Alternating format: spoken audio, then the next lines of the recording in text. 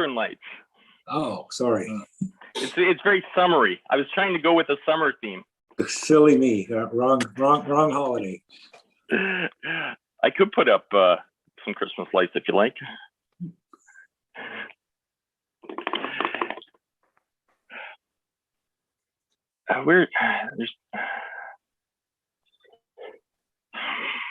This is so weird. You know, we have multiple people. I mean, I've got 2 pages of screens of people, but I'm not getting all the people who have their video camera on one screen. So for example, Dean and Gordy are on my second page. I don't know how I flipped. Oh, wow. Maybe everybody could put up their hand. Could everybody just put up their hand just once? That might move you to the there you go. Oh, put up the hand in that sense. Your virtual hand. Thank you. That's so last year, all that virtual stuff, Rob. That there we go. That moved everybody onto the front screen. Thank you. Mayor Martin, we're running when you're ready. Okay, I am not a co-host right now, so I can't lower hands or anything. I will fix that. I don't see Kobayashi. No, Doug's not going to make it this evening. You should be co-host now, Mayor Martin. Great. Let me see. I am not. Or at least I can't. I'm not having any function to be able to like put down hands or anything. Oh, wait a second. There we go. Now I am. Now I can. Perfect. Thank you.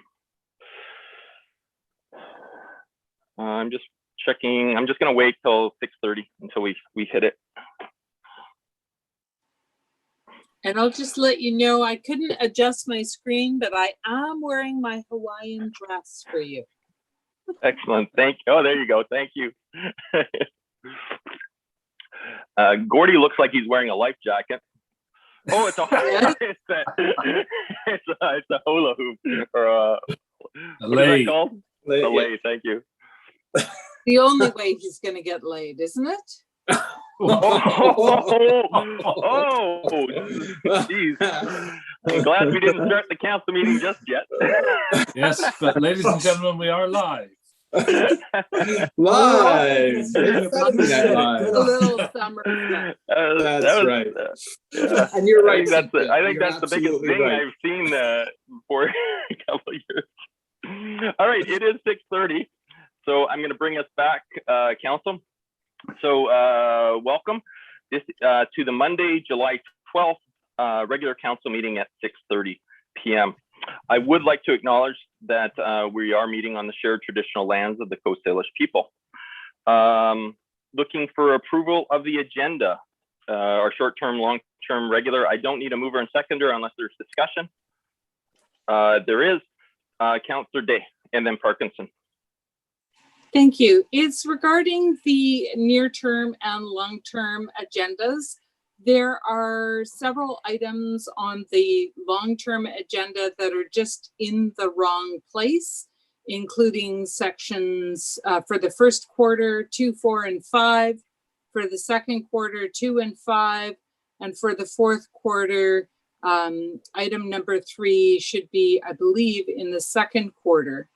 There's a couple of items that are described differently. One in the first quarter says considering, and one in the third quarter, the same item on the household prosperity survey is called establishing. So I don't know if that makes them different items or just different aspects of the same item. But I think we should decide which quarter it goes in and whether we've got it right. And in the fourth quarter, the land use bylaw, I just didn't understand why it's called new, as we have been planning for some time and determined that the land use bylaw had to come after the DCC roads bylaw had to be complete first. I think it's a wonderful idea to be providing notice to the community when we will be considering things, but we need to try hard to make sure that when we're sharing, we're doing it in a way that really does engage people. And I just have one suggestion, which was for park planning. I think we could really benefit from a list of which parks are going to be planned first and why they're in that order, just so the public understands what our process is and when to find those items. That's it for me. Thank you. I am going to just look to staff if staff wish to reply to any of those things. If not, I'll move on. Thank you, Your Worship. Administration will go back to the video tomorrow to see if we can capture everything, and if not, we'll reach out to Councillor Day. Great, thank you. Councillor Parkinson, just before I do go to you, I'm just going to lower everybody's hands because I did forget to do a roll call. So if everybody could please unmute, and I'll just go through attendance. Councillor Jansen? I'm here. Thank you. Councillor Logan? Present.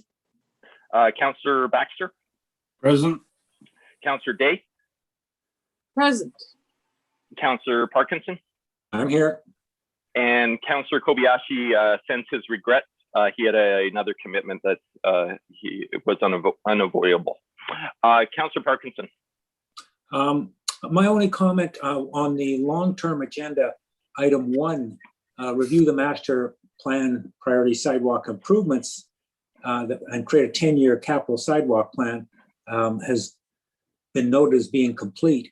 I do recall that council had passed a motion on sort of which projects, which of the low-hanging fruit projects from that list could get started in the next couple of years and sort of authorize moving forward on the next couple of years projects. But I don't think the full 10-year plan has been completed. We have a list of projects. We have some picked off that list saying, let's get started on these because they look easy to get going on. But I don't think we have I wouldn't call it a complete list of the order and the priority yet. So just don't want to get that lost. I don't want us to rush through the next 2 years and then find out nobody's planned ahead. So. Mr. Earl? Thank you, Your Worship. The specific item was to recommend a 10-year capital plan, and so that's why the administration had considered that complete. It wasn't to adopt a 10-year capital plan. Administration is firmly aware that those are always contingent on budgetary approvals. Councillor Parkinson, you're giving me a face. Sorry. I get it. We're not going to build anything without the budgetary approval, but I guess I would have expected we would perhaps create the priority list so people understood where which project fit on the list and when it was likely to get done. I know that there was some information in the report that was rearranged due to the thoughts that the stuff that was easy to do should get started on right away, so that we were doing something every year. So as long as we're moving forward on sidewalks and doing something every year, I'm a happy man. Okay, excellent. Thank you. So I'm not seeing any other questions. So I'm going to say that the near-term, long-term, and regular council meeting agenda has been unanimously approved, and we'll move on to public participation, which is our next thing. We have 2 written correspondence that council has seen, and there are 5 people, I've been told, that have registered to speak. So I will just go through my list and just introduce each one at a time. And the first is Ben Mycroft with Gablecraft. Mr. Mycroft, are you online? Thank you, Mayor Martin. I'm here if you can hear me. We can. Great. Sorry, 1, 2, 3, 4, 5. So we have 5 people. We have 20 minutes. So everybody has 4 minutes each. I'll be starting the clock when she begins speaking. Okay, I'll be quick. I'm just here to comment briefly on the agenda item related to the rezoning of Area 5 for Royal Bay CD Zone CD28. I believe that the bylaw that's here before you tonight is reflective of the comments that the committee made at a prior committee meeting. And there was some concerns raised previously that the zoning amendments were too broad and covered more than the actual area needed for the CRD congregate care facility. I believe that that staff have made the appropriate amendments, that the zoning designation change is now limited only to the proposed area of the CRD congregate care and VHA congregate care facility. And I believe that the concerns that were raised have been addressed. However, we'll see tonight what council thinks, but I believe that the request has now been limited down to only what is needed. Thank you. Thank you. I also see Mr. Stephen Henderson from the CRD is also on. Mr. Henderson, did you wish to speak during public participation? Yes, please, Mayor. Yeah, you have 4 minutes. Thank you, Mayor. Good evening, Mayor and Council. I'd just like to speak as well, same as Mr. Mycroft, item 7.10, the CD28 Area 5 amendment for Latoria South. Just like to reaffirm that the rezoning of the 1 acre parcel is important to the proposed long-term care project. It enables us, our usable site, to increase from 4 acres to 5 acres. That the addition of the 1 acre enables the Hogwick design principles to be incorporated into the new building design for enabling more green space and open space. And that this is time sensitive. This is time sensitive, and we do support the direction that is being made. We feel that the recommendations is consistent with what's being discussed previously. As far as DCCs, the CRD would be paying DCCs probably well into the 6 figures, and the potential employment at this building should be 300 plus. Thank you. Thank you for the opportunity. Thank you very much. Our next speaker is Pastor Burr. So I will look to him. Pastor, are you on? I'm here. Can you hear me okay? Yes, there you go. You have 4 minutes. Just to Mayor and Council, thanks for the ability to sit in tonight at the invite of Marcy Lalonde, who gave a report on our a new proposal for rental of St. John's Baptist Church and Emery Hall. And we're looking forward to discussing that a little further down the way, and sure appreciate the opportunity to stay there. We've enjoyed the place very much, and hope to continue doing so for the next several years at least. So it's good to be able to participate and be part of the group tonight. Thank you all. God bless. Thank you very much. I very much appreciate how everybody is so speedy with their comments. That's excellent. I appreciate that. Thank you. I'm going to move to our 4th speaker. And John, I am going to apologize right now because I'm sure I'm going to get your last name wrong, but I believe it's Tarnowski. I'm hoping I got it right. John, are you on? It doesn't appear that he is present. Okay, good. Well, not good. I'm just hoping that I didn't say his name so badly he didn't respond. And so I will move. I don't believe that Lori Flynn is present either. Oh, okay. Then I will just pause one last time. There's no one else to speak then? There is no one else to speak. Excellent. Okay, then. Thank you. I will move on then to Mayor's message.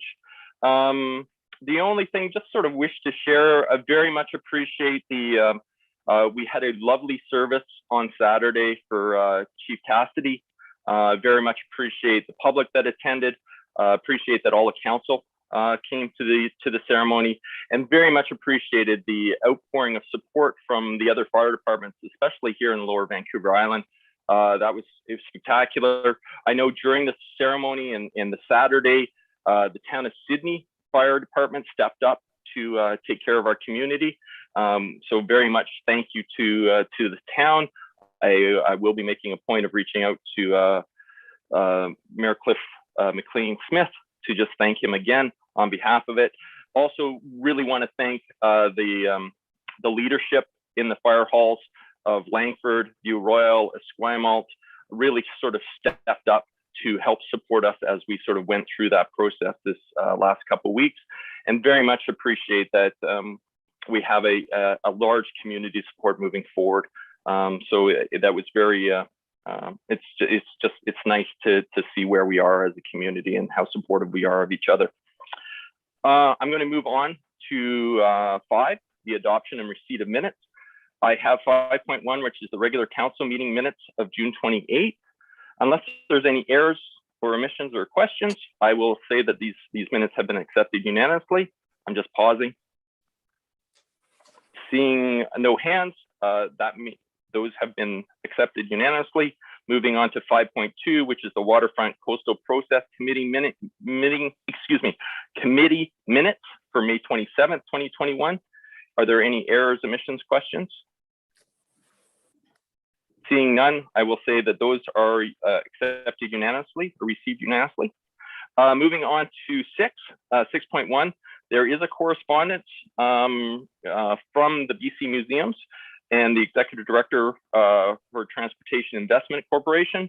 I believe that that was more just for information. There was really no decision point in that letter. I'm just confirming with staff that you're not looking for direction from council. That's correct, Your Worship. This is just for information. Great, thank you. So that has that's there. Is there any comments before I move on to 7 regarding that? I'm not seeing any hands, so I will move on to 7.1. This was a excuse me, Your Worship. Excuse me. Sorry. On 7.1 previously for discussion, I had excused myself because of some minor involvement previously. Probably overly cautious, but I think to be consistent, I should excuse myself again. I'll turn off my camera now. Thank you for announcing that. So I am, we will go to, this is a notice of motion coming from Councillor Jansen regarding 452 Pelican Drive. So Councillor Jansen. Thank you, Your Worship.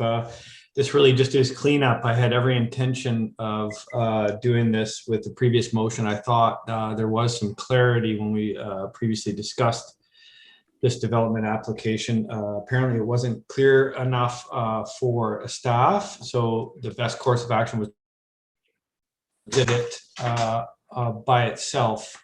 So that's what I'm doing. Councillor Jansen, we've lost your video. Hang on a second. Sorry.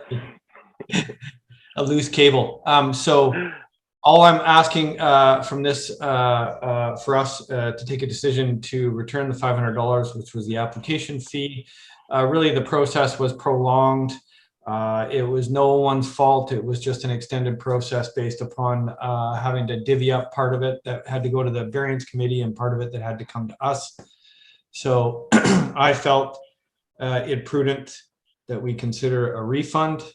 This is a small developer. This is not a multinational conglomerate. They're developing one lot on behalf of a family that's going to move to our community. Other than that, I think that's about it. So the ask is for $500 for the fee to be returned to the developer. Thank you, Your Worship. Okay, thank you. I apologize to council. I did this wrong. I should have I should have read out the motion and looked for a seconder and then went to discussion. I apologize that I went to discussion before I should have. So I'm going to look for a seconder to the motion. So Councillor Jansen, can you please read your recommendation out, and then I'll look for a seconder and then I'll go to discussion. Sure. The motion I'm proposing simply is that $500 Board of Variance application fee for 452 Pelican Drive height variance be refunded back to the applicant. Great, thank you. Councillor Logan, you're seconding that? Yeah, great. I'm going to go to Councillor Day first, even though you were the seconder, Councillor Logan. Councillor Day had her hand up before.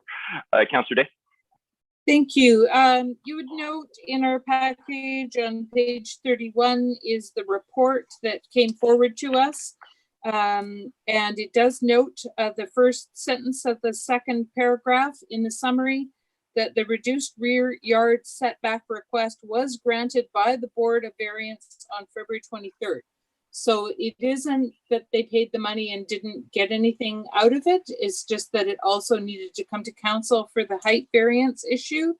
So I don't believe it's appropriate that the money be refunded. The costs to the city have been incurred in holding the Board of Variance, in creating the minutes, in bringing it to council.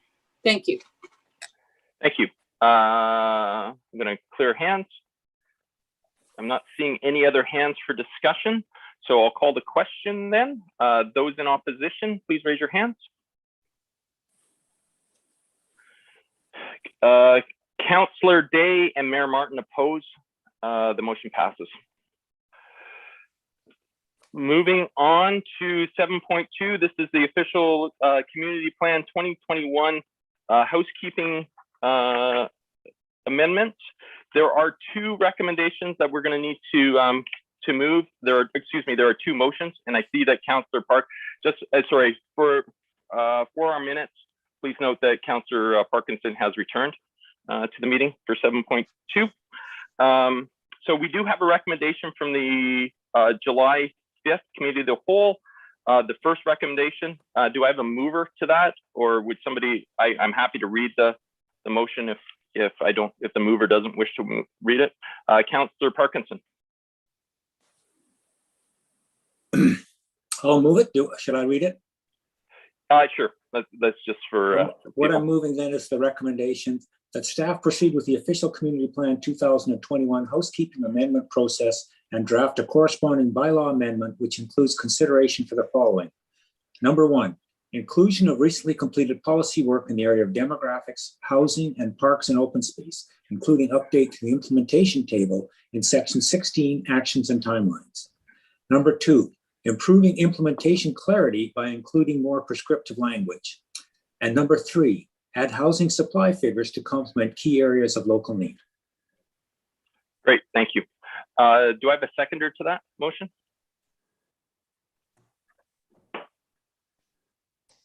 That is seconded by Councillor Baxter. Discussion? Councillor Day. Thank you. Just letting you know that I will again be opposing this, as I don't believe there has been a thorough vetting of the facts that are being amended in our official community plan, and the community hasn't said anything about it. Thank you. Okay, thank you. Anyone else? Okay, then I will just make a quick comment. My apologies to council that I was not at the Committee of the Whole meeting. And so part of this motion, that the original motion that was in there, that it failed, was in regards to the Machosen Road Transit Corridor. Councillor Logan, I believe, was quite elegant in his comments, and I actually wish to mirror those. I'm not going to repeat everything.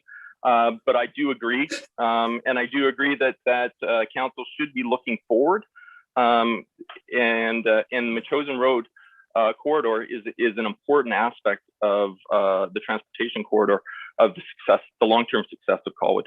So, but I know it failed at committee, and so that I just wanted it to be on record that I was actually supportive of the corridor. Councillor Baxter.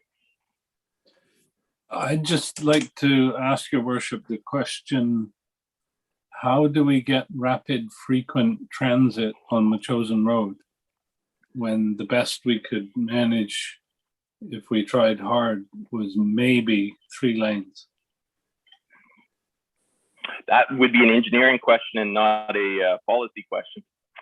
So I certainly can't answer that question, but what I can tell you is that we have heard over and over, Councillor Baxter, that from BC Transit and the Transit Commission, that if we wish to continue to see improvements in public transportation, we do need to densify, and we do need to densify in certain corridors. We need to densify on Machosen Road, and we need to densify on Latoria Road. If that's the long-term vision of this community, is to see fast, effective public transportation. That having single-family homes on major transportation routes is not building for long-term success. And that's my opinion. I'm not saying that that's factual. That's my interpretation of what I've been told.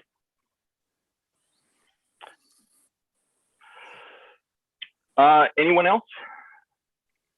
Okay, I'm not seeing any other questions, so I will call the question. Those in opposition to the motion? Councillor Day opposes. There is a second recommendation. Do I have it is on the agenda under 7.2. Do I have a mover to that? I'm happy to read it out because this one's short. The recommendation is that timelines be included within reports brought forward to council and committees. Councillor Logan, you're moving that? Thank you. Do I have a seconder? Mayor Martin will second. Just move this along. Discussion. Councillor Baxter. I moved this motion at the committee, and the wording was a bit more complicated than that. And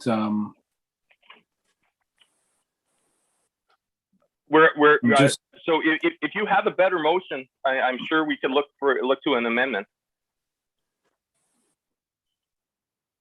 well, I'm just wondering, but I would like to. I'm going to propose an amendment that it be modified to read that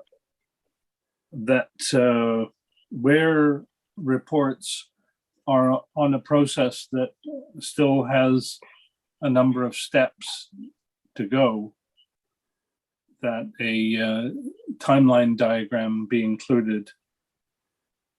That's it. Okay. Then we are on the amendment for the discussion on the amendment. Is there any comments? Oh, excuse me. I need to look for a seconder to that amendment first before we can have a discussion about it. Councillor Parkinson has seconded it. Is there any discussion on just the amendment? Seeing none, I will call the question. Those in opposition? Oh, sorry, I might have been too quick. My apologies, I'm going back. Councillor Parkinson, did you wish to speak? If I may, Your Worship, I just think and then Councillor Day. I just think it's sort of serendipitous timing that this motion comes up just after the other one, where we had concerns that perhaps the public hadn't had a chance to chime in on the bylaw that will be prepared to adjust the official community plan, where I look at the motion that we just previously passed and believe that there will be a process that does give the public a lot of chance for input before we finalize anything.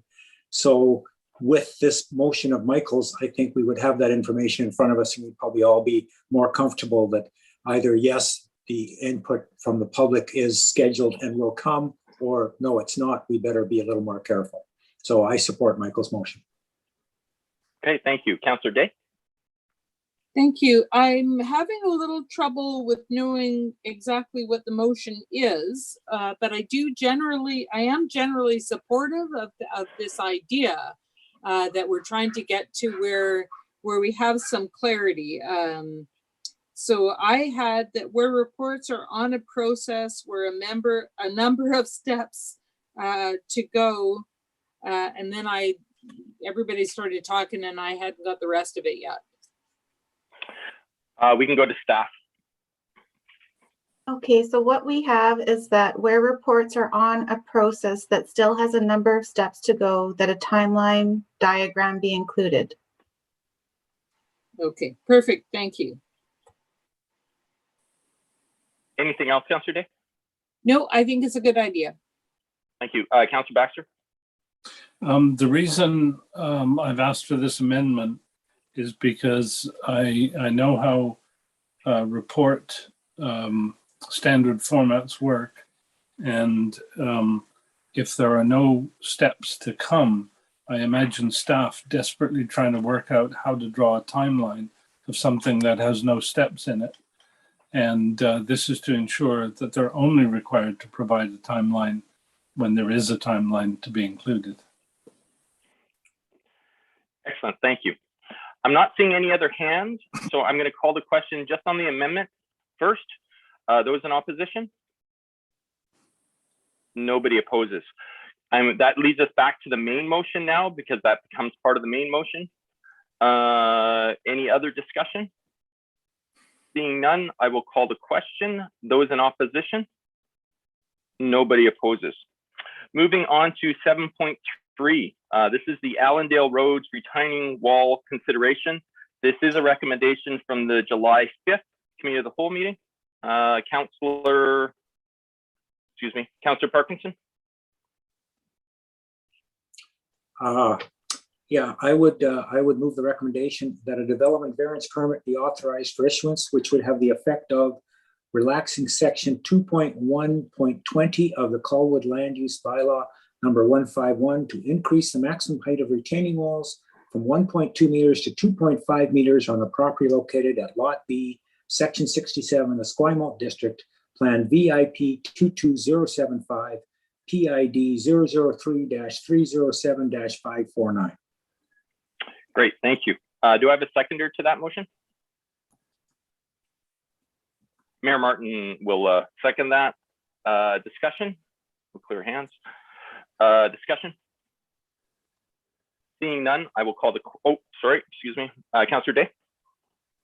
Thank you. I just want to say that I'm not comfortable with this motion because my concern is that as we allow variances to our retaining wall, we are undoing the good work that we've done to try to resist having very steep, dangerous, human-built cliffs in our community. So I really think we were trying to address a real problem when we created that bylaw, and to adjust it without a better idea of exactly what we're going to end up with, I think is very poor planning for the community. I guess, Councillor Day, the one comment that I am concerned about that you stated is that this would be unsafe for the public. I do not believe that that we would be doing something as a council that is unsafe for the public, but I will look to the staff. Staff, are we putting the public in danger by approving this motion or recommendation? Thank you very much. Through the mayor, Bren Molnar here to address that comment. We do not, we're not putting the public at risk by this motion. Thank you. Thank you. Any other comments? Sorry, yeah, Councillor Day, go ahead. I don't believe that's true. There are a number of areas currently in existence in Colwood where I have concerns for the safety of the public in the event of something like an earthquake or other problems. And there is no way that we can say it is safe, and there's no way that we can say that there is no risk. Thank you. Councillor Baxter. I'd like to point out that what we're talking about here is an 8-foot wall. And there is absolutely no worry that the engineering community cannot design an 8-foot wall that will survive an earthquake. I can understand concerns about the very, very much higher walls that exist elsewhere in the community, but this variance is not about creating anything on that scale. It's merely 8 feet. That's just slightly taller than Councillor Parkins.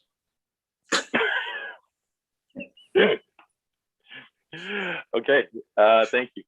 I'm not seeing any other comments, so I'm going to call the question. Those in opposition? Councillor Day opposes. Moving on to 7.4. This is in regards to the St. John the Baptist Church and Emery Hall Family Hall Facility Use Agreement. Staff, is there some, Amanda? Do you wish, or excuse me, Ms. Serving, do you wish to speak to it? Yes, good evening. The report before you this evening is requesting that council consider providing a reduced rate to West Shore Community Church through a 5-year facility use agreement. The West Shore Community Church has been providing Sunday service at St. John Church since 2006. Their presence at the facility has provided the city with consistency, regular monitoring and reporting of issues, and ensures that the church services, this will ensure that the church services continue at this site. Entering into a facility use agreement provides certainty for the West Shore Community Church and the city, as well as meeting the strategic goal of vibrancy. Thank you. Councillor Logan? I'll move the motion, Your Worship, and Amanda actually summed it up really well for the reasons why I'm supporting it. Great, thank you. Councillor Day, are you seconding it? I am.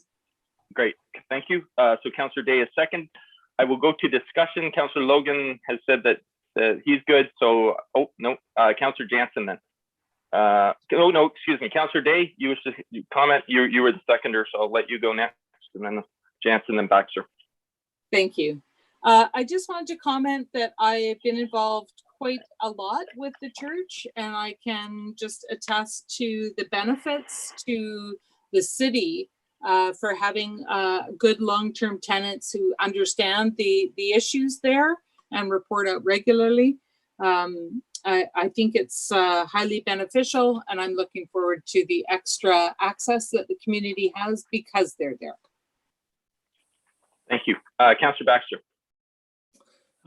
Yeah, I hate to complicate what is a simple process, and I have absolutely nothing against the church involved, but I just wonder if we're duty bound to offer this more publicly to see if anybody else would like to compete. I will go to staff.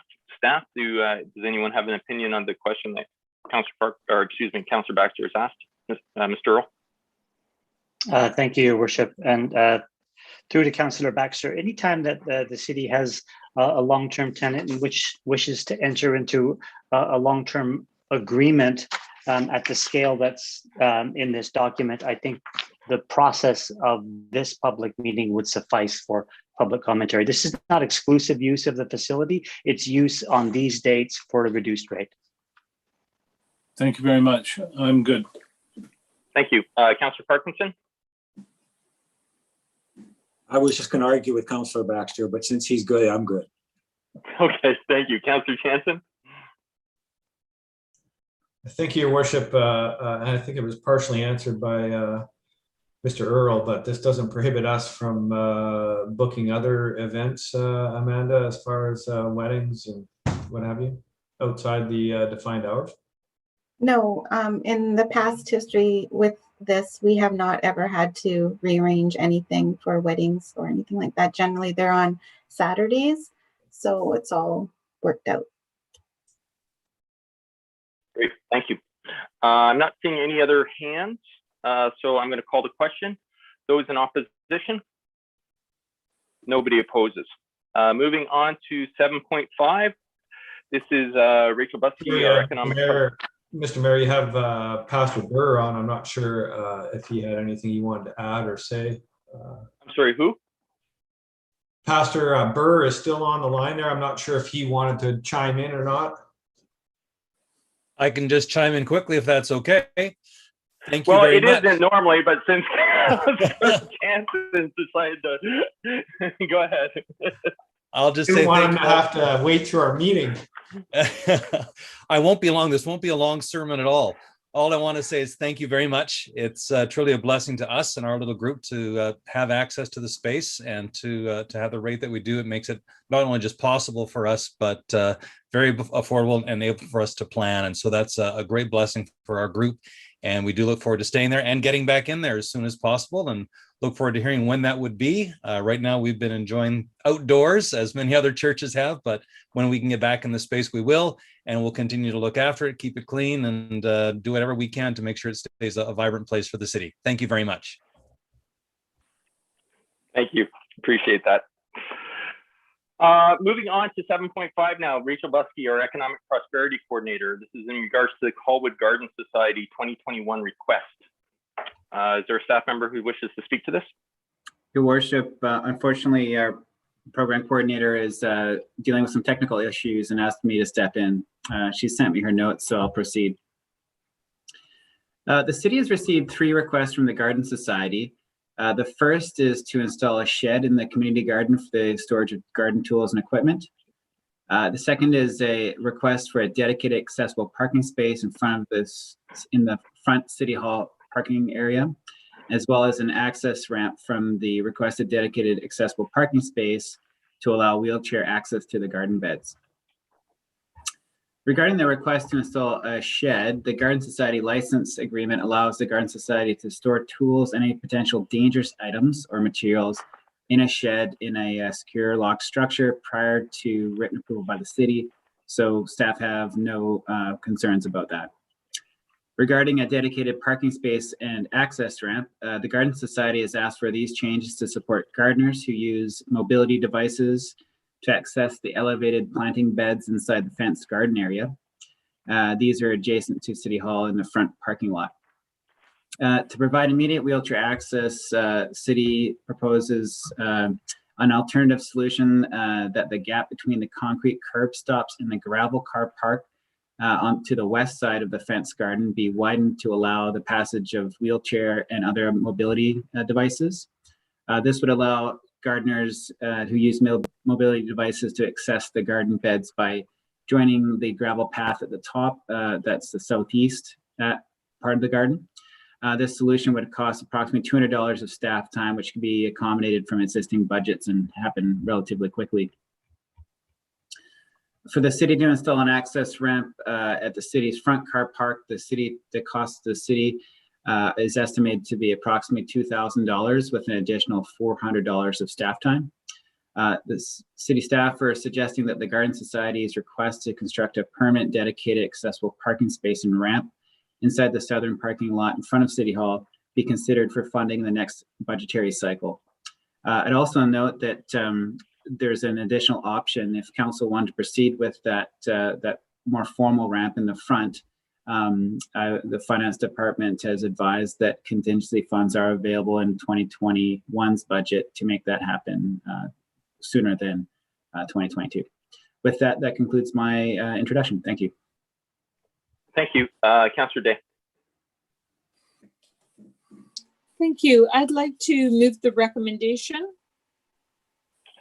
And I also have okay. I will look for a seconder in a moment.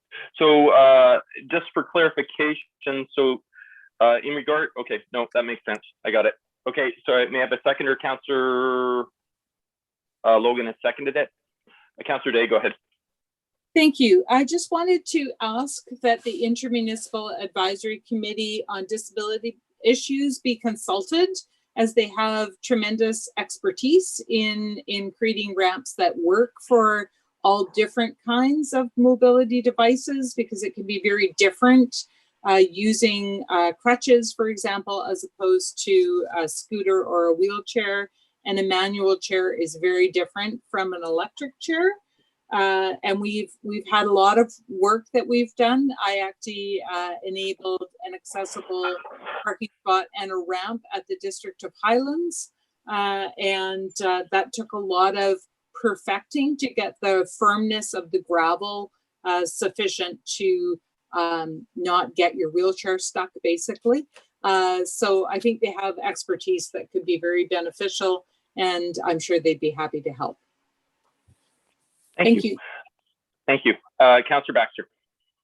Yeah, I have a question for staff. Staff proposed an alternative for part 3 of the motion, and I'm just asking whether the wording in the motion is compatible with either the alternative or what the society has asked for. In other words, is it compatible with both, or are we selecting one of the two with this motion? Through the chair to Councillor Baxter.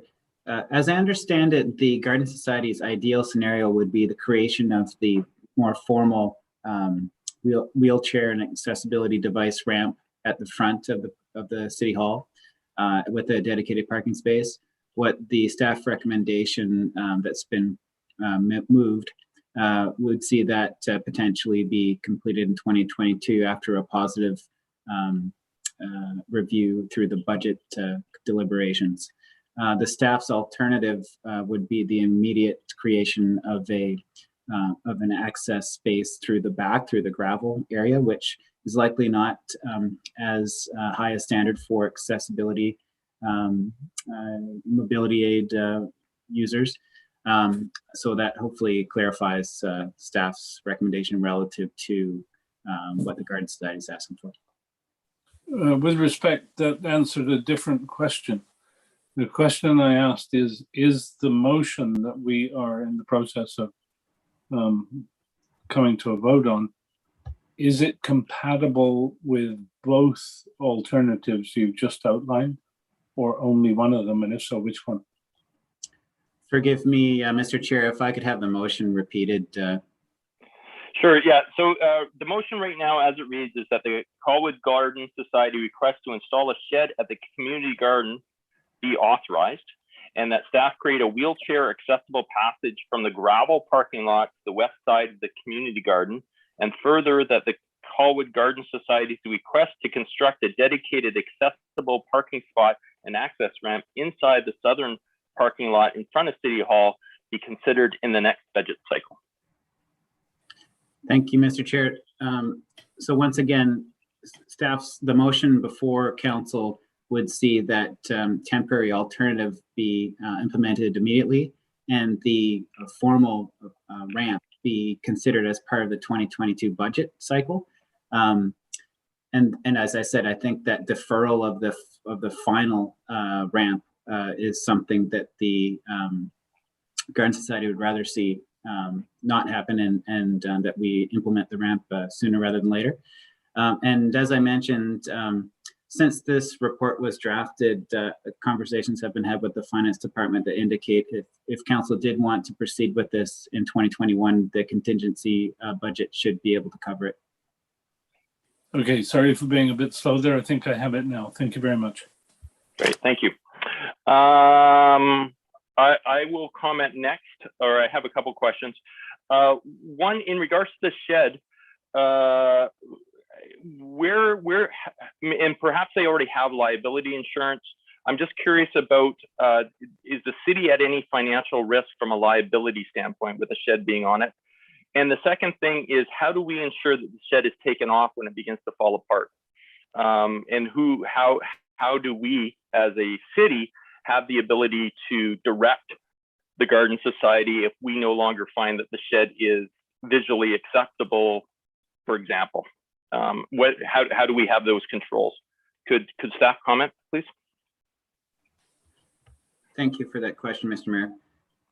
The terms of the agreement with the society would give us protection from liability, and that they're required to have third-party liability insurance.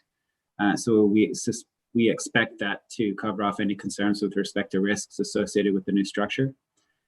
In terms of it being becoming an eyesore and there being issues with its maintenance, my understanding is that that same agreement does provide options for the city to address issues with the site. If council would like me to provide exact specific wording to that regard, I could return with that in a following meeting. No, I'm fine. As long as it's been addressed within an agreement, I'm comfortable with it. Councillor Day, for a second. Thank you. I just wanted to clarify that my understanding is that the pathway from the gravel parking lot is the quick solution, and the proper paved ramp from the front of City Hall parking lot is the long-term solution. The front is much better for people with disabilities because it's often very arduous to travel by wheelchair, especially if you have a manual chair. So it makes it a easier, shorter commute, but access is better than no access, and good access trumps that. Great, thank you. I'm not seeing any other hands, so I'm going to call the question. Those in opposition? Nobody opposes. Moving on to 7.6, this is Mr. Borhill, Director of Community Planning, regarding the waterfront preliminary concept options. Thank you, Your Worship. On the behalf of the entire project team, I'm pleased to have the opportunity to present to council the preliminary concept options for the Colwood Waterfront. Paul DeGrief, landscape architect, and our lead consultant will be providing a summary of the concept options that were first presented to the Waterfront Coastal Process Committee on June 24th. At that meeting, the committee recommended to council that the watership stewardship plan preliminary concept options be supported for the purposes of facilitating public engagement. This recommendation is in alignment with staff's recommendation that was provided to the committee and is in line with this committee recommendation. Upon receiving council's direction, the project team is ready to enter the next phase of public engagement with the goal of compiling a report on its results to the Waterfront Coastal Process Committee's meeting in September. Upon receiving, following this stage, a draft waterfront stewardship plan with options for enhancements and a 10-year capital implementation plan will be presented to the Waterfront Committee and Council in the fourth quarter of 2021. Thank you. That concludes my introduction. And Mr. Chair, at this time, I'd like to ask that Mr. DeGreef be called upon to make his presentation. Great. Just before you do, Councillor Day, you have your hand up. Is this urgent or can it be after the presentation? It can be after. Okay. Then I will go to the presenter.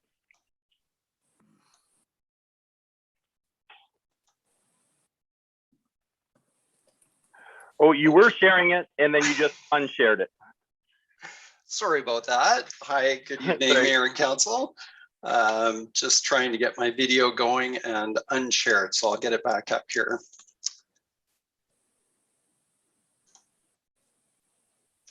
How's that looking for you? Yep, that's perfect. We can see it. Great.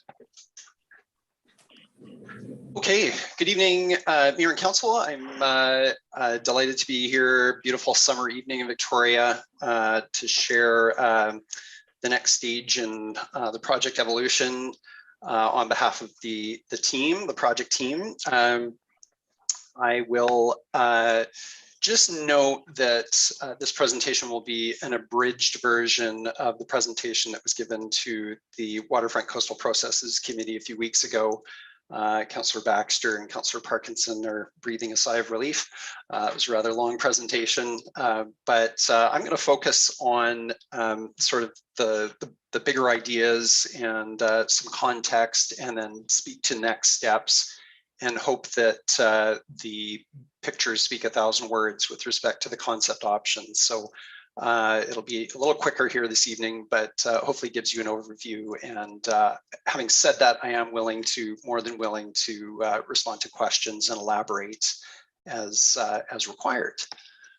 So again, just to acknowledge that we're meeting on the shared traditional lands of the Coast Salish. So we have been engaged in a fairly exhaustive and for our team, very enjoyable conversation with the community. We've heard a lot of different perspectives and ideas around desired experiences on the waterfront. Everything from very great information provided to us by Accessibility Working Group on accessibility ideas and requirements, to naturalists and stewardship groups. And one conversation that sticks in my mind was with the West Shore RCMP describing Ocean Boulevard as a concern of theirs from a safety and traffic management perspective. So broad range of perspectives on what's happening down there now, and very useful information for us as designers. The engagement process had round one. So the round one engagement process involved about 130 direct survey responses, and those were very detailed responses, oftentimes quite lengthy descriptions of what community members would like to see.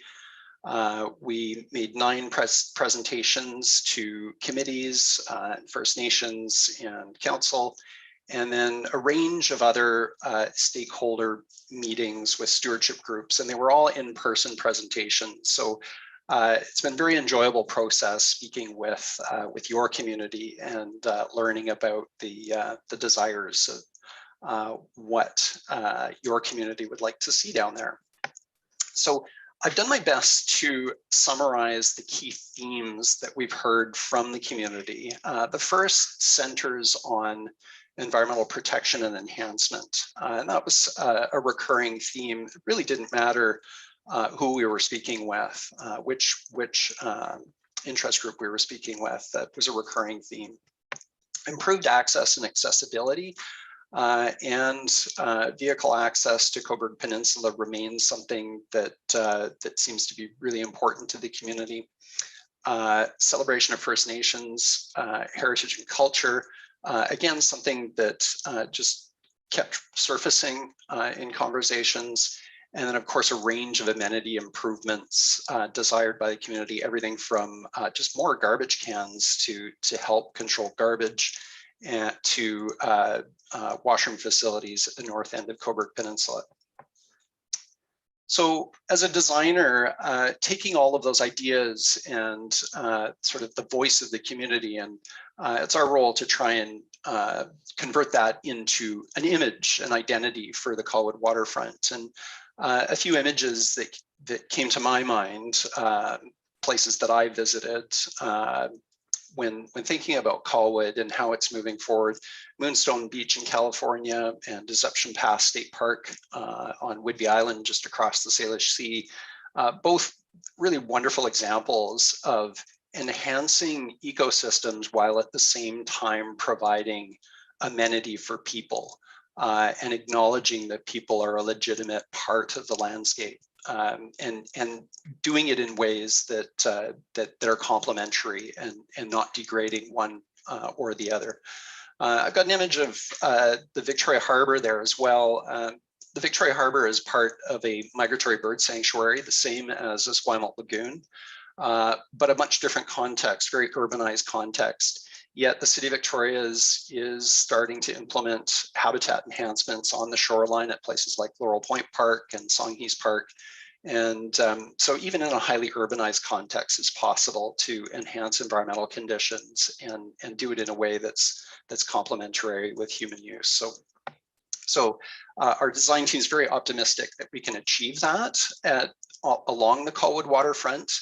And these ideas are consistent with the OCP and the Parks and Recreation Master Plan. This is a paraphrased vision statement from the OCP that the Colwood waterfront would be a treasured destination that holds in balance things like resiliency, respect for ecology and archaeology, and transitioning it into a destination for recreation and cultural activities. So again, it's no surprise that that we're hearing the same ideas. It's the same community that's been consulted in the OCP and the Parks and Recreation Master Plan. And we're hearing those same ideas come forward again. So it's very exciting. I'm not going to elaborate on the goals and objectives other than to say that they are pulled forward from the Parks and Recreation Master Plan. With the exception of this first goal, we've added building an understanding and connection with First Nations as a key project outcome, largely to acknowledge the important role that the coastline, the shoreline plays in local First Nations culture. So I'm just going to gloss through a few of these and skip forward to kind of the big design moves that we're exploring as a design team. And one of those is to transition events and programmed activities into spaces that are designed specifically to house those events and programs. So places like Pitthouse Park that might have appropriately scaled facilities for events, and certainly Royal Beach where there's space to grow and build out with that emerging community. Another key idea is, in addition to a parallel greenway that runs along the length of the shoreline, building greenways that extend up into the community and extending the experience of the beach to the doorstep, so to speak. So allowing people to leave their house without getting in a car, pull a wagon with a picnic basket down to the beach and back home again, and making that experience of moving through the Colwood community part of the beach experience. So in terms of the structure of the plan, it's arranged around nodes that are located reasonable distances apart for walking. So about a 5-minute walk apart, and they're organized at the intersections of the greenway connections back up into the community. And those nodes become the locations where a mix of amenities are provided, proper garbage facilities, accessible parking, accessible access to the beach. So a collection of amenities would happen at these node locations that are spaced appropriately. The 6 nodes that we've identified, Perimeter Park is at the south end, just north of Royal Beach. It's bounded by the bluffs on one side. Millburn is the section between the duplexes on the waterfront and Lagoon Road. Pitt House Park is on the west shore of Esquimalt Lagoon at the south end of the lagoon.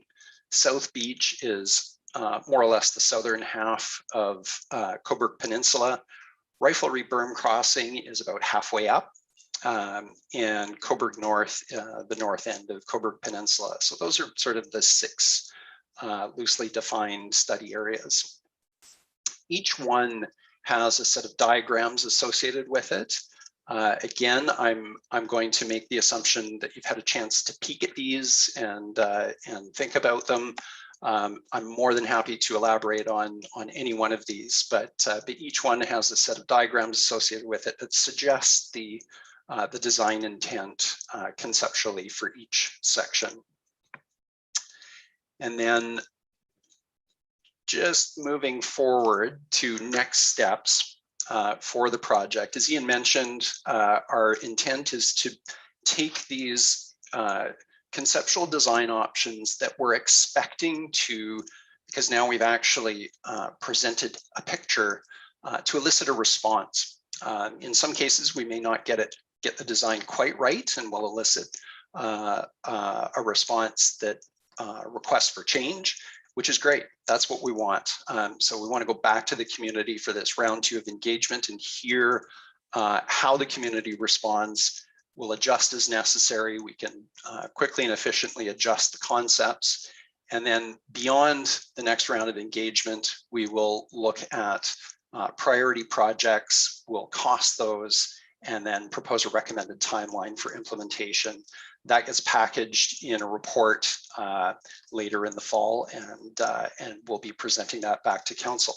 So the last thought I just wanted to leave you with is, in terms of the tactics for our next engagement process, we, in addition to a more comprehensive online survey that asks the community to respond to each of those study areas and specific issues within each of those study areas, we would like to actually go out to the community in person and start to get a sense of face-to-face reactions. It's been a little bit tough not having in-person meeting opportunities and hearing the voice of the community firsthand. So we're keen to do that.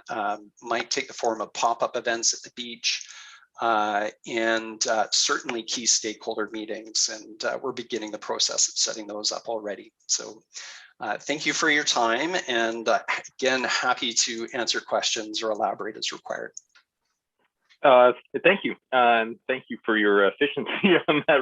That was good. Council, there is a recommendation that the Waterfront Stewardship Plan preliminary concepts options be supported for the purposes of facilitating public engagement. I would like to get that motion, a mover and seconder, and then I'll go to questions. Councillor Day, your hand's up, but I'm going to lower your hand just to. Councillor Parkinson has definitely moved it. Councillor Day, are you seconding it? Or oh no, Councillor. Sure. Oh, I'm sorry. You are. Yeah. I'm sorry, Councillor Day. I was interrupting you. My apologies. Councillor Day has seconded it, so I do have motions. So I will then go to questions. Councillor Day, I'm sorry, Councillor Parkinson moved it, so I'm going to just go to Councillor Parkinson, and then I'll go to Councillor Day, then Jansen. Councillor Parkinson, do you have any comments? Just a few, mostly good work, Paul. I'm very impressed with what you come up with. And I think I got the gist of your comment was that you were looking to put this out there to get some thoughts back and find out where you think the design that you're showing now is on target and where it's off target, and make those adjustments. I just want to encourage you to set this up in a way that it really is getting feedback on the concepts that you're showing, and not devolve into into the weeds, as of course all of us councillors know some of us are prone to.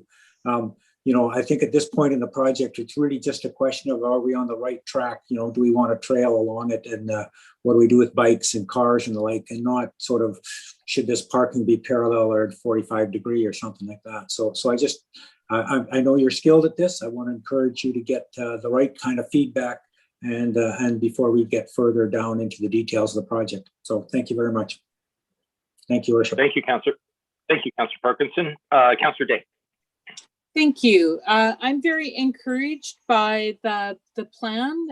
When I was elected first, like 20 years ago, that was one of the things that we were struggling with at that time, was a vision for Esquimalt Lagoon. So it's been a long time in the process, and I'm very supportive of what I have seen here tonight. But I do have a concern, and that is that I didn't see identified anywhere in any of the drawings the accessible art space, which was created with a number of grants down at the waterfront. And I believe it would be near to where you call the riflery area.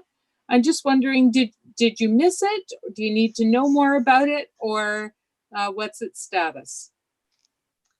Yes, thank you. Thank you for your comment, Councillor Day.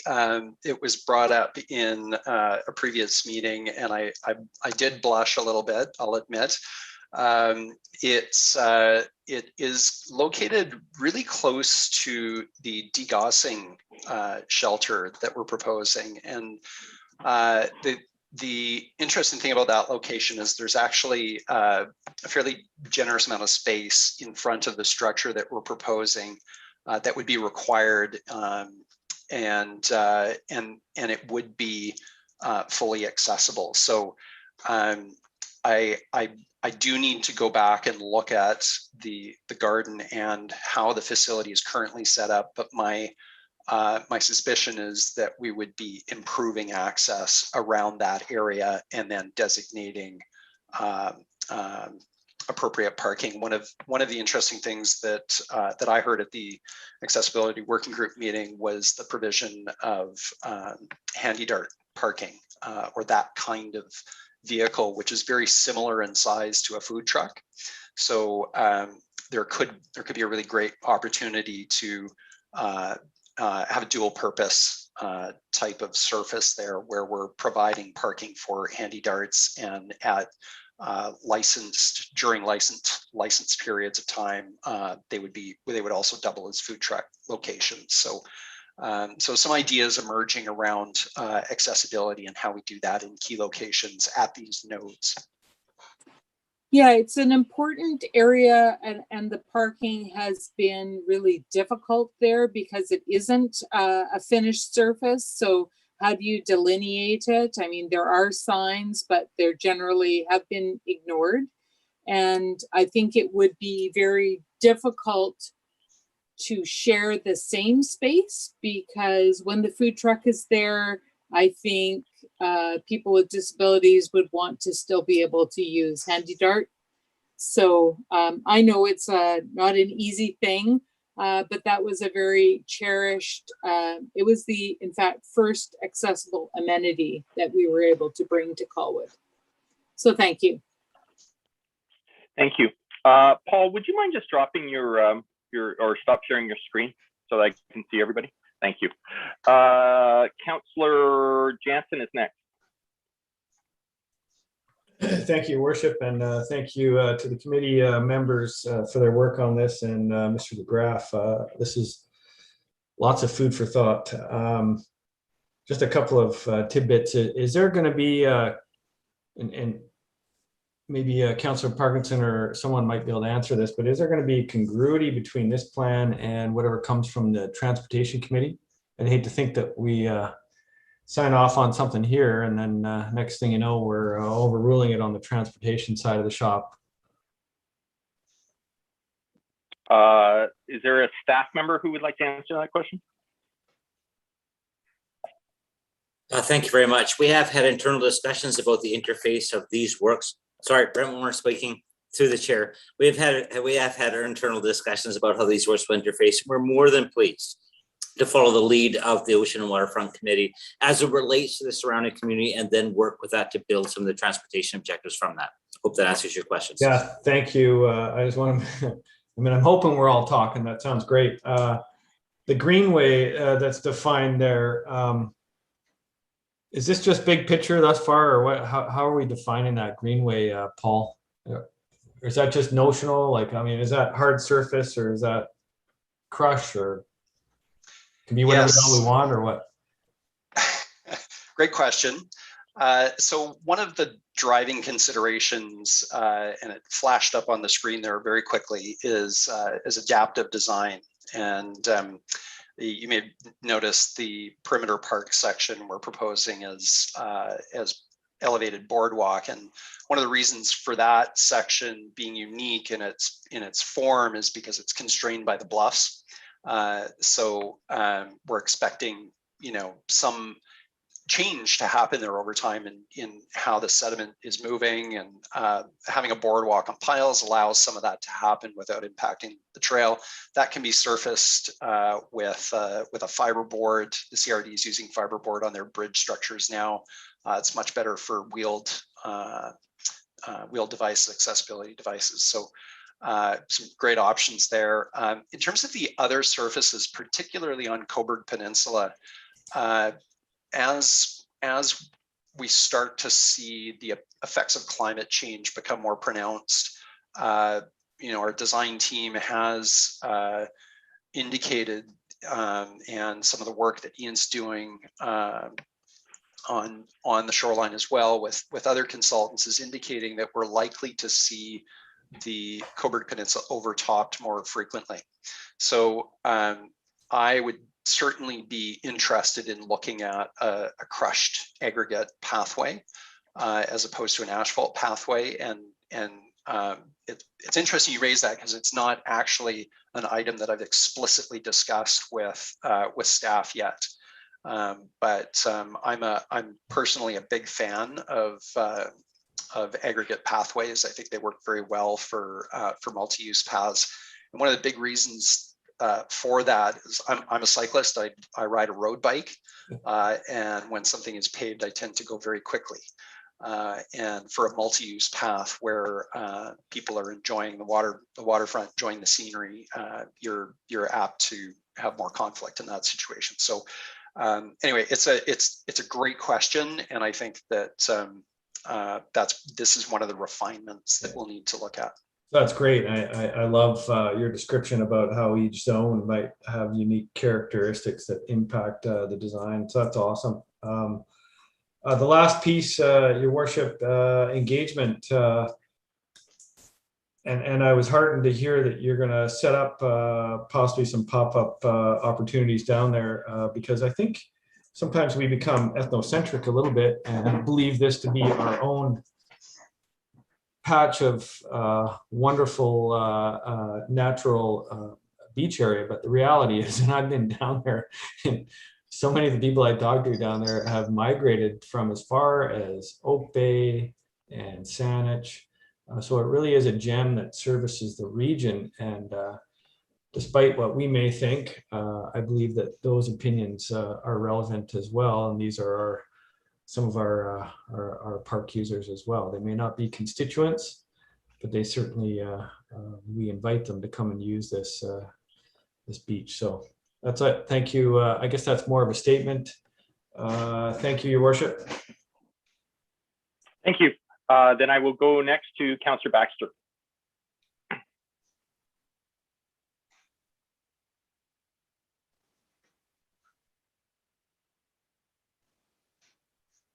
Oh, Councillor Baxter, you're muted still. That's good. The first time through wasn't very good anyway. Yeah, you get to practice twice. Yeah, on the front page of the report, at the bottom, there's a colored timeline, and there's an arrow that says full engagement happens here. and it basically says July the 16th. Now, I'm sure it doesn't mean that. As I understand it, that's when engagement starts. But how long does it go on for? So the current thinking is the boards, so the survey and the accompanying background information will be launched on or around July 16th. And that will be open through the duration of the summer to the end of August. In talking about summer engagement with staff, the consensus within the design team was that that was appropriate, given that it is a waterfront project and it will be very busy at the waterfront. So yes, that's our current strategy. Yeah, that's an interesting point you raised. I mean, it's traditional that you don't do public engagement on development in the summer because some people are away. But is it possible to carry on, say, the Let's Talk Colwood into September as a nod to those who might be planning to be away most of the summer? I do believe that we have some flexibility with the timelines, but I'll have to consult with my staff colleagues on that and just make sure I'm not stepping out of line here. Through the chair, just to add to Mr. DeGrief's response, we showed some flexibility in the initial phases of public engagement in that we extended the Let's Talk Colwood platform such that we could accommodate input from the First Nation partners that we presented to. It didn't really cause much issue to the project beyond the internal workings of how we were processing that input and relating it to the design concepts that were brought forward. So if there was a requirement in this later stage of engagement to give more access, as things went, there was the obvious need to address people who have not been able to respond over the summer. We would take the same approach and extend those types of tools like the Let's Talk Colwood webpage to accommodate folks. So would it be possible for us to get a very brief report of the first meeting in August, which is late August, just updating us on how much engagement there's been, and so we can make a decision on whether to extend it based on those numbers? Through the chair, there will be a report prepared for the September meeting of the Waterfront Coastal Process Committee. That report should give a very good understanding of where we're at, and if the committee wishes to recommend that we do additional public engagement, that will be an option for the committee to do that. Certainly, as I said, we're hoping to do justice to the requirements of public engagement through this process, and we understand how important it is. That report, the timeline for that report will be, being that we're sort of 3 weeks out from an agenda drafted in around the end of August, early September. So it would be that point at which the project we would be updating. Okay, taking all that into account, I think I need to find out how council feels about this. And the way I do that is I move that. We actually have a motion on the table right now, Councillor Baxter, so you can look for amendment. Okay, sorry, yeah, there has to be an amendment. So an amendment to add that online public engagement continue until September 15th. That's it. Okay, I will look for a seconder for on the amendment. Councillor Day seconds it. So this is on the amendment now. Councillor Baxter, do you wish to speak to it? I think I've already said my piece. Thank you. Thank you. Councillor Day, do you wish to speak to the amendment? No, just more engagement is always good. Great, thank you. Councillor Parkinson on the amendment. Yep. I guess I would be happier. I'm still interested in the thought of having an open house, an in-person session with a bunch of boards and people there to really discuss issues. Now, the pop-up on the waterfront may do exactly that.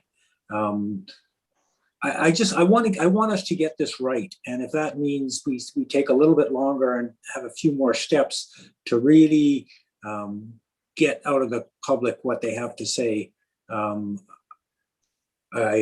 want us to not be afraid to do that. So I'm not sure September 15th and a survey only on Let's Talk Colwood is sufficient.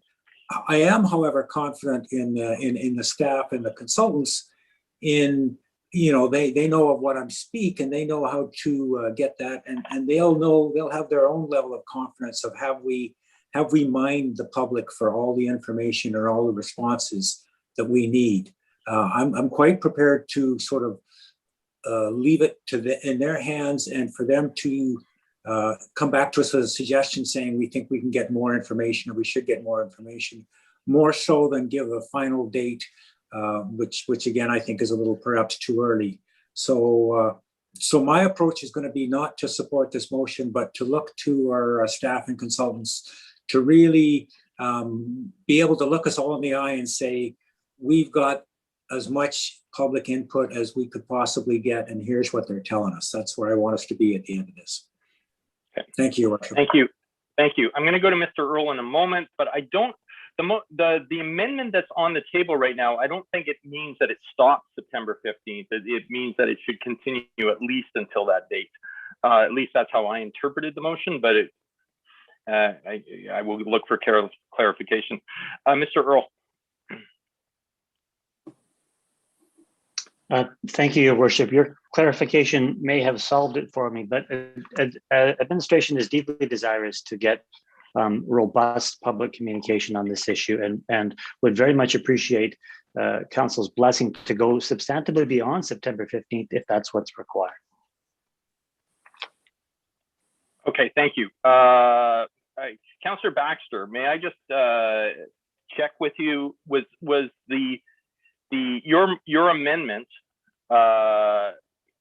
is it reflecting what I just said, that it could easily continue past September? Okay, so I think that is clear. So that the minimum that we're going to go is with the amendment is saying that at the very minimum we're going to continue to publicly consult until September 15th, but we may consult past that. At least that's what the desire of the motion or the amendment is. If looking to any other hands, I'm not seeing any other hands, so I'm going to call the question just on the amendment. Those in opposition? Councillor Parkinson opposes. So that becomes part of the main motion. We're back onto the main motion. Is there any other discussion before I call the question? Seeing none, I will call the question on the main motion. Those in opposition, please raise your hand. Nobody opposes. Paul, thank you very much for this evening. I would say your last name, but I struggle with it. It's DeGrief. Did I get it right, Paul? Help me. DeGrief is great. DeGrief, thank you. My apologies, Mr. DeGrief. There you go. Thank you. You're welcome. Moving on to 7.7. This is Mark Downton, our IT manager, regarding the UBCM Local Government Development Approval Program grant. Mr. Downton. Thank you, Mayor Martin. Jen Hepting here. I'd just like to offer a brief comment on behalf of our IT manager, Mark. Simply put, the report before you outlines a grant opportunity that staff have come upon, and we are seeking council's support in our application for this grant funding.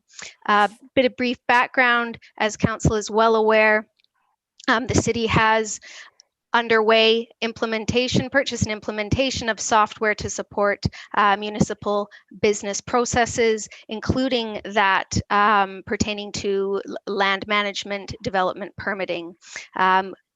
This city staff will continue on this work regardless of whether or not we are successful with this grant. But we would like to seek out this opportunity, and should we be successful with the UBCM program grant, that would free up funding that we previously have committed for these purposes.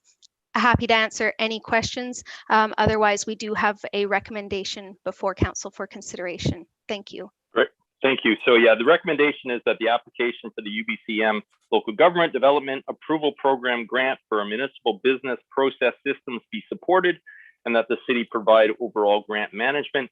Councillor Jansen, are you making that motion? You are, thank you. Councillor Parkinson, you're seconding?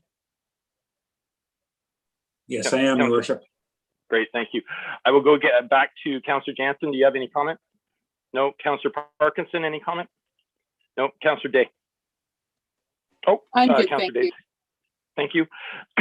Not seeing any other hands, I'll call the question. Those in opposition? Nobody opposes.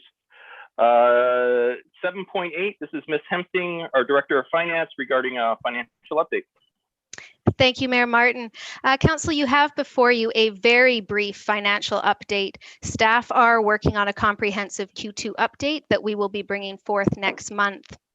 The purpose of this briefing is really to highlight where we anticipate spend over the summer recess that wasn't explicitly discussed during budget deliberations. We've got two areas that we've highlighted for you. One of which is pertaining to the Latoria Creek Stairs upgrade. So the city undertook replacement of the Latoria Creek Stairs in 2020. The city has received some feedback from the community about works that could be done to upgrade these stairs, specifically to help facilitate some of the challenges smaller pets are having on these stairs. Staff, we are proposing that we move on this upgrade work during the summer recess. We are proposing that we utilize gas tax grant funding to support the upgrade works, and we will bring forth a financial plan amendment to support this later next month with the Q2 update. The other financial item for comment is that with respect to using the city's contingency funding. As council may recall, city staff do require council resolution in order to utilize contingency funding. And the next item on tonight's agenda will provide background, but should council be supportive in order to fund a field study of the rabbit population in Royal Bay, specifics of which will be provided in the next item, we would be seeking council resolution for contingency funding for this purpose to support the work this year. Other than that, I really have no further financial comment at this point. And like I said, staff will return with a Q2 update next month. Happy to answer any questions council may have at this time. Thank you. Thank you for the update. I don't need a motion or a recommendation or anything, but this is an opportunity if you have any questions, council. Otherwise, I will move on to 7.9. Councillor Day. Thank you.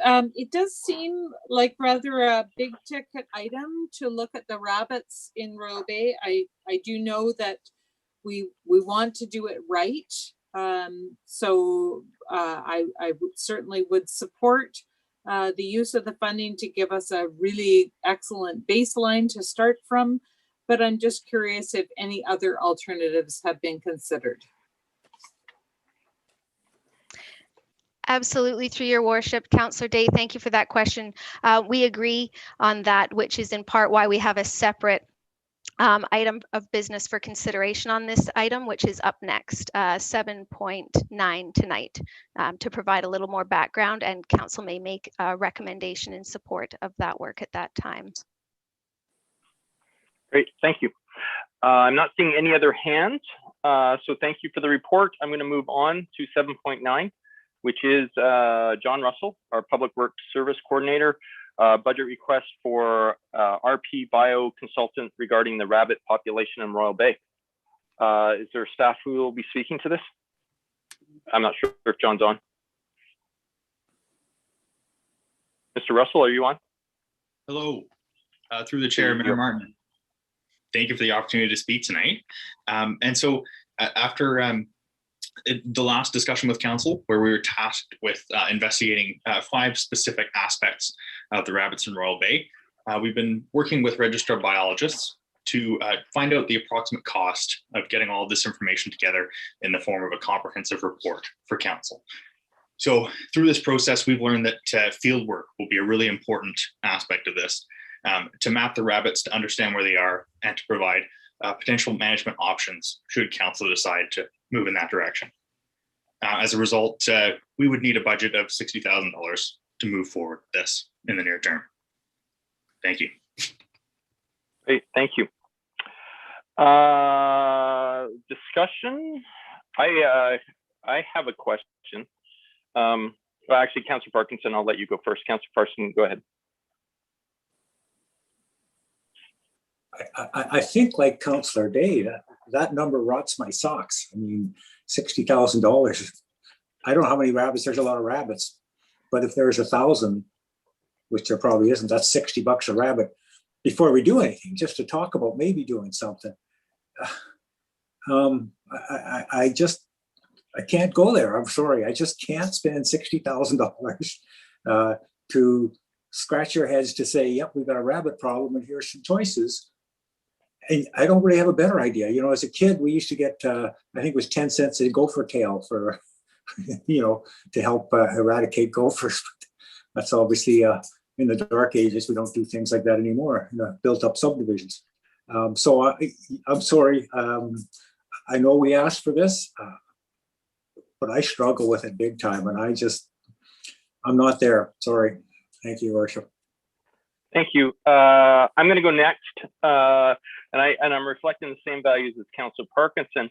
Staff, can you please comment? Is this $60,000 to investigate rabbits on private property, or is this in regards to only property that is considered public? Because, for example, I have rabbits in my backyard right now. And is the city going to look at managing my wildlife? And I'm being serious here. I mean, at what point are we managing wildlife, and at what point is it the responsibility of the homeowner to be managing wildlife on their property? Is there any staff member who can answer that question for me? Thank you, Mayor Martin. And to that effect, I very much understand that comment in the sense that talking with the biologists, they look at this as an issue that transcends private property or city or property. It stretches all over Royal Bay and extends into Upper Royal Bay and different areas of Colwood. And that very well is an outcome in the sense that once we study this, the rabbits in this area, it does have effects for the other areas of Colwood. And so it does open the door for further investigation, but it would be on both private and public land. Okay, thank you. I guess I will reflect the same thing. I don't know if we are now taking on the responsibility of managing wildlife, and I don't feel comfortable about managing wildlife on private property. Councillor Jansen. Yeah, thank you, Worship. And I won't rehash what's been said, but I just wonder how many owls or eagles we could buy for 60 grand to maybe solve the problem. But I'm going to be opposed to this because I know it's an issue and I have heard it, but it's not the most pressing issue that I've heard from our residents of late. Thank you. Thank you. Councillor Day. Thank you. I am of two minds on this. I think it would be very good step forward to understand our environment, public or private, right? They are coming to my house too. And I thought I'd solved that problem. People used to drop domestic rabbits off in our neighborhood because they thought it looked like a good place for them to live, which of course was just an ugly story for the rabbits. And I do understand that the rabbits are doing a lot of damage both on public and private land. And I think it would be very beneficial if we could understand that relationship between the raptors that I see every day flying overhead and the rabbits that I also see pretty much daily in my yard. And there is no containing them. You know, they're in my yard, my neighbor's yard, they're in the horse pasture. They're highly mobile, much more so than many of the other animals that are nearby. So it would be really good to understand this, but I certainly do understand that that's a hard budget number to swallow. And I think there might be some other options of perhaps even working with Wild Ark to find out, at least it would be good to know if we could provide them with rabbits, how many could they use in a year? So that we had an idea, is that even a reasonable goal? And so I think I'm with everybody else, and that I can't just write a blank check for no idea of an answer at $60,000. But I also think that we need to walk the talk, because Colwood has talked a lot about our natural environment and the benefits of it, and done a lot to try to preserve pieces of it, and spent a lot of money to do that. And then if we keep on going down the road of densifying and not understanding the environment that we're in, I don't think that's going to be a good result either. So thank you. I think we should start with finding out how many of these rabbits we could actually dispose of locally, humanely, and then take it from there.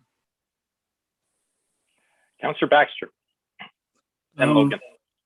I think we should all accept the fact that rabbits are highly mobile and they don't have addresses. And if we're going to deal with them, we're just dealing with rabbits, and they could be somewhere today and totally different place tomorrow. We don't know. But the $60,000, especially put the way Councillor Parkinson did it, $60 per rabbit. Even if it's $6 per rabbit and we haven't actually done anything, it's still a lot of money. But on the other hand, we have to make a decision. Are we going to do something, or are we going to do nothing? And if council wants to make the decision to do nothing, I'd probably vote against that, but that wouldn't matter much if the rest of council wanted to go and do nothing.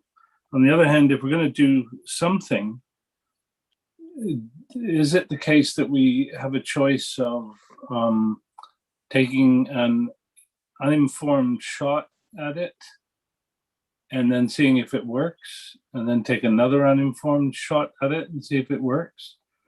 Or are we better off to do a study and have a better idea of what's going to work? I mean, Councillor Days suggested we should find out how many dead rabbits we could dispose of. But I think that's a pretty useless piece of information if you don't know how many there are. And I have no clue how many there are. So I'm prepared to, and this was my motion, by the way, but I'm prepared to not to support it if there's an alternative that makes more sense. But I haven't heard one yet. Okay.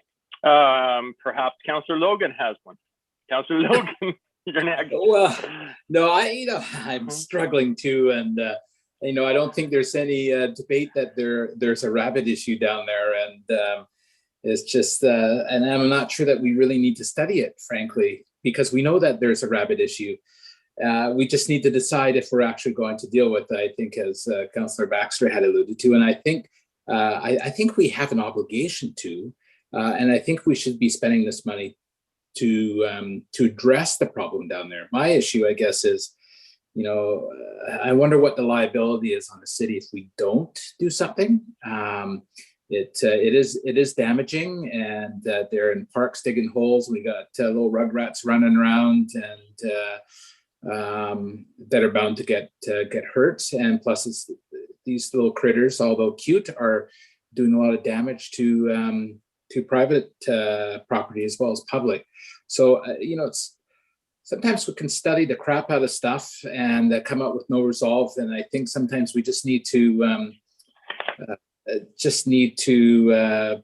focus on taking some action. And that's where I'd rather us focus. And we're not the first municipality to trap rabbits, and perhaps I like Councillor Day's suggestion with connecting with Wild Ark to see what they could use. But we could trap them, and it's happening already. And I'd rather the city deal with it than have private landowners take the issue in their own hands, whether it's poisoning, which has a broader implication on our wildlife, or doing something that is less than humane. And I know people are already doing it in Royal Bay because they're fed up with the rabbits destroying their property. So I can't support a study. I would support a recommendation to take some action to actually deal with the rabbits, because I bet you that population has increased by 10% during our discussion tonight, the way those little critters are frisky. So that's it. Thank you. So Councillor Logan, I'm basically hearing, I don't think there's anyone planning on moving the motion to spend the $60,000 to do the study. Do you have an alternative motion, or does anyone else have an alternative motion that I'm looking to? Councillor Day.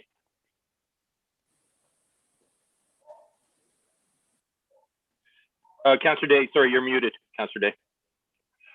Sorry, that was a Michael. I'd like to make a motion that staff prepare an RFP for rabbit trapping and contact Wild Ark to see what their capacity is, so that we can try to match those two things together and come up with an action-oriented solution. So sorry, let's make that clean, Councillor Day. So what's the exact motion? How would you like the motion to read? That staff inquire of Wild Ark their capacity to use the rabbits that we may trap, and bring back a RFP proposal to council. Okay, thank you. Do I have I'm clearing hands, Councillor Baxter and Logan. If either one of you wanted to second that, please raise your hand again. Councillor Logan, looks like he's seconding that. Before I go to discussion, I'm going to go to Mr. Earl. Mr. Earl. Thank you, Your Worship. Administration would need to better understand, are we trapping and relocating, or trapping and euthanizing and supplying? Trapping, euthanizing, and supplying. Thank you. Thank you. So we will add that into the motion so that it's clear for staff. I will go to discussion now. Councillor Jansen.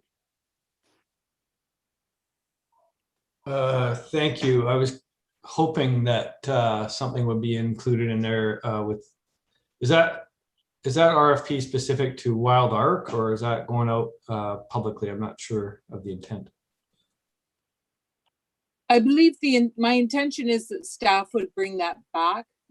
It's not just going straight out, but gives them direction that this is what we want to do, and then they can bring back the details for us of what they think is the best proposal.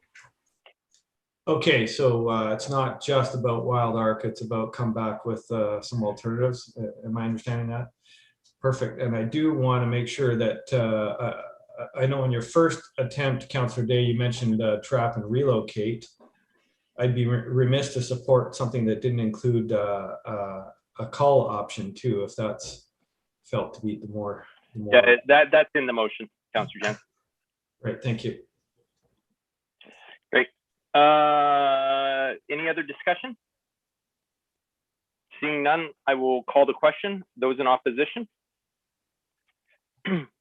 Nobody opposes. Moving on to 7.10. Point of order, Yep, please go ahead, Worship. Councillor Baxter. My hand was up before we proceeded with this motion. I don't.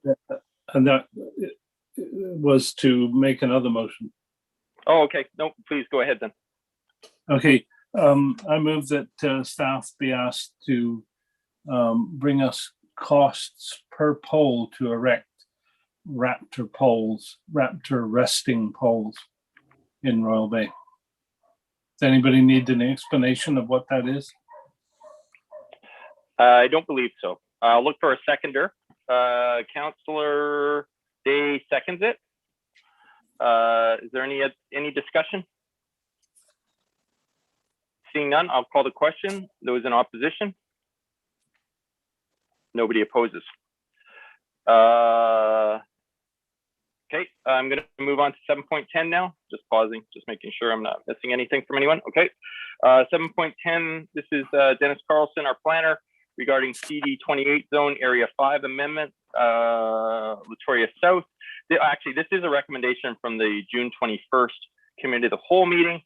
The recommendation is there. You know what, I'll read it just to get it. Actually, let's have a mover of that and I'll have the mover read it. Councillor Jansen, you moved it, so I'll let you read it. It was so much better when you did it. Recommendation is that the appropriate amendments to the land use bylaw be prepared to include the following. A, exclude healthcare facility and treatment center or nursing home in area 5A from total permitted non-residential floor area. B, include the following uses in area 5A: congregate housing, including visitor short-term suites, healthcare facility and treatment center, public or private, and 3, a nursing home. C, include the regulations contained in area 4 regarding congregate housing, healthcare facility, and treatment center in area 5A. And D, that a section 219 covenant be prepared that will require the congregate housing, healthcare facility, or nursing home comply with the relevant design guidelines contained in the Latoria South sub-area plan. Great, thank you. Councillor Logan has seconded it, so I'll come back to Councillor Jansen. Councillor Jansen, you wish any comments? Nope. Councillor Logan? Nope. Councillor Day? Thank you. My hand was up to second. Oh, thank you. Okay. I don't see any other hands, so I'll call the question then. Those in opposition? Nobody opposes. That takes us to bylaws, and we have a fair amount. So 8.1, this is bylaw number 1892, Colwood Land Use Bylaw Amendment CD 28 Zone Area 5, Latoria South. This is for first and second reading. Moved by Councillor Jansen, seconded by, looking for a seconder, Mayor Martin. I'll say Mayor Martin. Discussion? Seeing none, I'll call the question. Those in opposition? Nobody opposes. Moving on to bylaw 8.2, bylaw number 1882, Colwood Main Sewer LAS enlargement for 538 Cedar Crest Drive. This is for adoption. Moved by Councillor Logan, seconded by Councillor Baxter. Discussion? Seeing none, I will call the question. Those in opposition? Nobody opposes. Moving on to 8.3, bylaw number 1883. This is Colwood West Sewer LAS enlargement for 676 Townview Terrace. This is for adoption. Moved by Councillor Jansen, second by Councillor Logan. Discussion? Seeing none, I'll call the question. Those in opposition? Nobody opposes. Moving on to 8.4. This is bylaw number 1884, Colwood Main Sewer LAS enlargement for 676 Townview, and this is Crescent or Terrace, pardon me. This is for adoption. Councillor Baxter is moving it. Councillor Jansen is seconding it. Discussion? Seeing none, I will call the question. Those in opposition? Nobody opposes. Moving on to 8.5, bylaw number 1885, Colwood Main Sewer LAS enlargement for 3119 Machosen Road for adoption. Moved by Councillor Logan, seconded by Councillor Baxter. Discussion? No, I'll call the question. Those in opposition? Nobody opposes. Moving on to 8.6, bylaw number 1886, Colwood Central Sewer LAS enlargement for 3119 Chosen Road for adoption. Moved by Councillor Baxter, seconded by Mayor Martin. Discussion? Seeing none, I'll call the question. Those in opposition? Nobody opposes. Moving on to 8.7, bylaw number 1891, Colwood Main Sewer LAS enlargement for 3163 Wood Park Drive for adoption. Moved by Councillor Baxter, seconded by Councillor Jansen. Discussion? Seeing none, I will call the question. Those in opposition? Nobody opposes. 8.8, bylaw number 1894, Colwood Main Sewer LAS enlargement for 3116 Wood Park Drive. This is for first, second, and third reading. Moved by Councillor Logan, seconded by Councillor Baxter. Discussion? Seeing none, I'll call the question. Those in opposition? Nobody opposes. 8.9, bylaw number 1895, Colwood Main Sewer LAS enlargement for 680 Townview Terrace. This is for first, second, and third reading. Moved by Councillor Baxter, seconded by Councillor Logan. Discussion? Seeing none, I will call the question. Those in opposition? Nobody opposes. Moving on to 8.10, bylaw number 1896, Colwood West Sewer LAS enlargement for 680 Townview Terrace. This is for first, second, and third reading. Moved by Councillor Jansen, seconded by Mayor Martin. Discussion? Seeing none, I will call the question.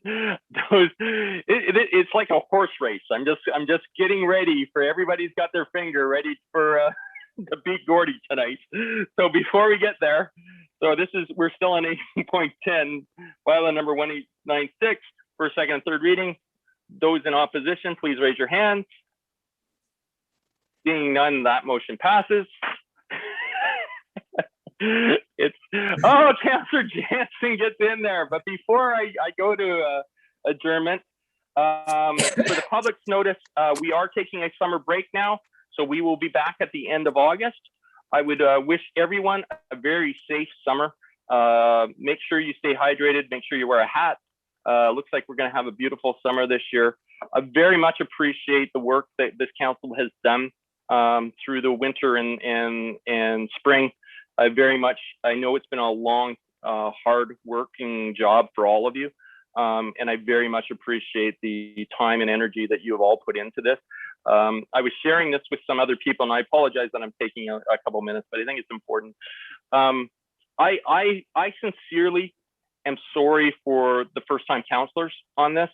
This COVID has been a really hard time to be a first-time counselor, to be learning the process, to be going through all the hard work, but without any of the true benefits of attending some really engaging things and being able to be around your colleagues of other jurisdictions. This has been a tough 18 months for you, and I think you guys have done spectacular.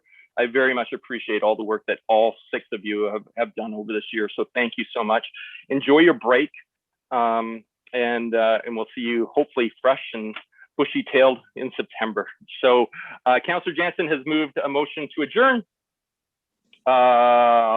Those in opposition? Nobody opposes. All right, thanks everybody. Good night.